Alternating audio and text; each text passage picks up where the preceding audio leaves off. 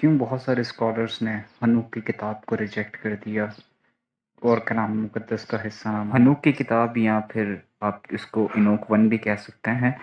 इसको स्कॉलर्स की तरफ से एक टाइटल दिया गया है प्रसूडो फिग्राफा। इसका फॉल्सली एट्रीब्यूट इस वर्ड का मतलब निकलता है, यानी कि ये गलत काम है दिया हुआ इनोक की तरफ से, या फॉल्स राइटिंग आप इसको कह सकते हैं, जो कि इनोक वन है।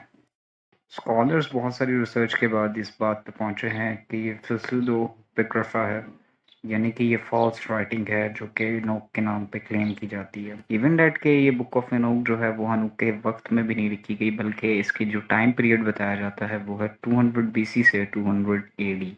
तो ये बात सिंपल है, ये हनूक की किताब हनूक में नहीं। अगर हम सेकंड टेम्पल के पीरियड के अंदर रहने वाले यहूदियों पे भी तवज्जो करें तो उन्होंने भी कोई ऐसी किताब को जो है वो इंट्रोड्यूस नहीं करवाया, ना ही अपनी कैनन में शामिल किया जिसको हनूक की किताब कहते हैं। तो ये बात क्लियर होगी कि ये तो ना क्रिश्चियंस स्कॉलर ने और ना ही जूइश स्कॉलर्स ने जो है वो कंसीडर की कि ये स्क्रिप्चर का हिस्सा है या बनना चाहिए इसका। तो अगर हम कलाम मुकद्दस के साथ हनूक की किताब को कंपेयर करें तो हमें पता चल जाएगा कि क्या ये वाकई कलाम खुदा की तरफ से है या किसी और की तरफ से है।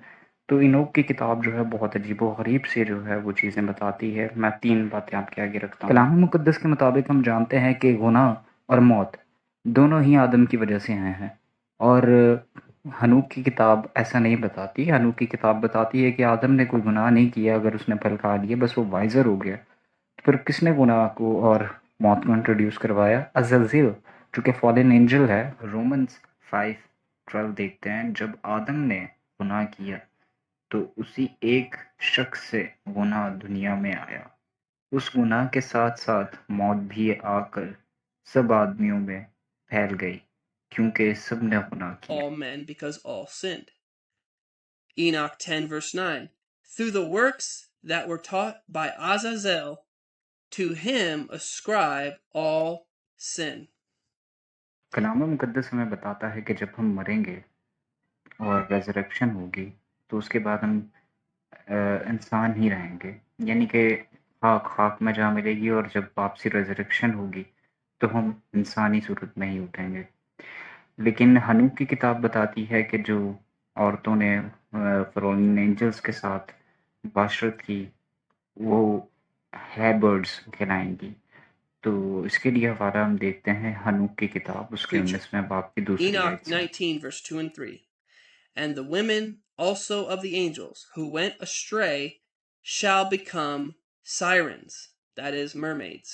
बैरशीत की किताब हमें बताती है कि जो कुछ भी खुदा ने बनाया उसके उसकी जिन्स के मुताबिक बनाया है। यानी ऐसा नहीं हो सकता कि आप एक इंसान को लें और एक कुत्ते को लें और उसका कॉम्बिनेशन जो है वो बना लें, या एक कुत्ते को लें और एक बर्ड को ले लें और उसका कॉम्बिनेशन आप बना लें। नहीं, इट्स नॉट पॉसिबल।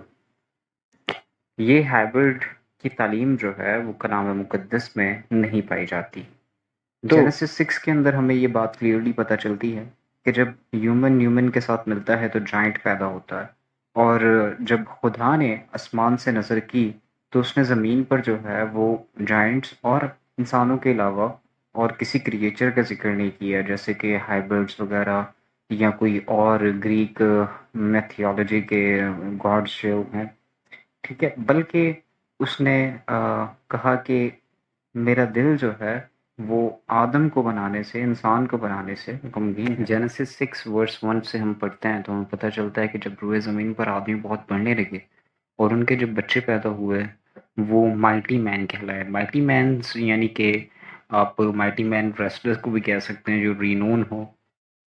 वर्स 5-6 हमें बताती है कि रब ने देखा कि इंसान निहायत बिगड़ गया है और उसके ख्यालात बुरे ही हैं, तो वो पछताया कि उसने इंसान को बनाया और दुनिया में रखा। वर्स 7 से हम पढ़ते हैं, खुदा ने कहा कि उसने इंसान को खलक किया है, उसे रुए ज़मीन पर से मिटा डालेगा वो, और ना सिर्फ इंसानों को बल्कि ज़मीन पर चलने वाले, रेंगने वाले जानवरों को, हवा के परिंदों को भी हलाक कर देगा, क्योंकि वो पछताता है उनको बनाने से।